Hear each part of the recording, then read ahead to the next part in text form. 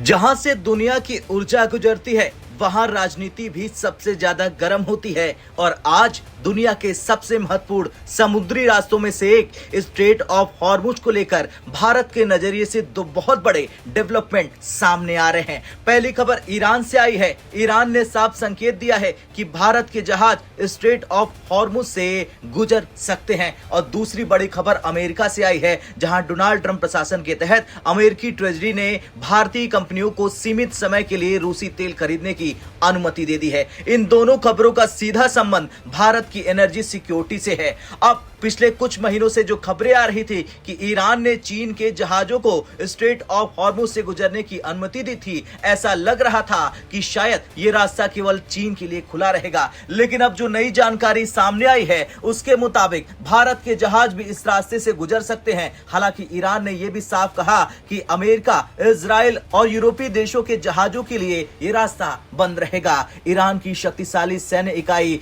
IRGC ने चेतावनी दी है कि अगर पश्चिमी देशों के जहाज इस समुद्री मार्ग से गुजरने की कोशिश करेंगे तो उन पर हमला किया जाएगा। लेकिन यहाँ एक अहम बात समझना जरूरी है, ईरान ने पूरे स्ट्रेट ऑफ हॉर्मुज को बंद नहीं किया है, यानी एशियाई देशों जैसे भारत और चीन के जहाज अभी भी इस रास्ते का इस्तेमाल कर सकते हैं।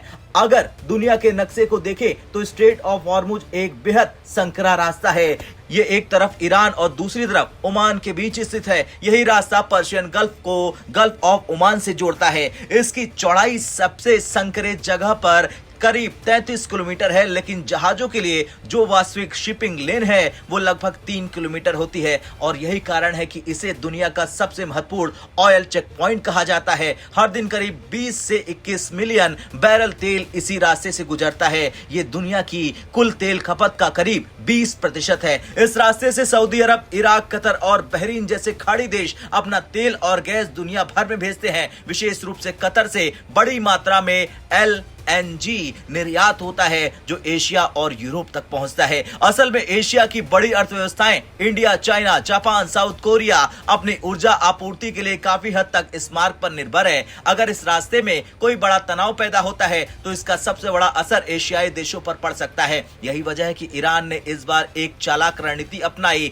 और एक्सपर्ट इसे असिमेट्रिक वॉरफेयर कहते हैं। ईरान जानता है कि वो सीधे अमेरिकी नेवी जैसी शक्तिशाली नौसेना से मुकाबला नहीं कर सकता है, इसलिए आर्थिक दबाव बनाकर पश्चिमी देशों को प्रभावित करने की कोशिश करता है। अगर पश्चिमी देशों के जहाजों को रोका जाए और एशियाई देशों को अनुमति मिल जाए तो इससे पश्चिम और एशिया के बीच राजनीतिक और आर्थिक मतभेद पैदा हो सकते हैं। अब दूसरी बड़ी खबर, अमेरिका ने भारतीय रिफाइनरियों को 30 दिन का आर्थिक वेवर दे दिया है जिससे वे रूसी तेल खरीद सकते हैं। हालांकि इसमें एक महत्वपूर्ण शर्त रखी गई है, भारत नया ऑर्डर नहीं दे सकता है। भारत केवल वही रूसी तेल खरीद सकता है जो पहले से अंतर्राष्ट्रीय समुद्र जल में मौजूद टैंकरों में है। दरअसल कई रूसी तेल टैंकर अंतर्राष्ट्रीय जल क्षेत्र में खड़े थे और प्रतिबंधों के कारण उनका लेन देन पूरा नहीं हो पा रहा था। इस फैसले से भारतीय कंपनियों को राहत मिल सकती है, खास तौर पर रिलायंस इंडस्ट्रीज जैसी बड़ी रिफाइनिंग कंपनियों को। इस खबर के बाद कंपनी के शेयरों में भी तेजी देखने को मिल गई है। यहाँ एक बड़ी बात समझना जरूरी है कि इंडिया अपनी जरूरत का लगभग 85% कच्चा तेल आयात करता है,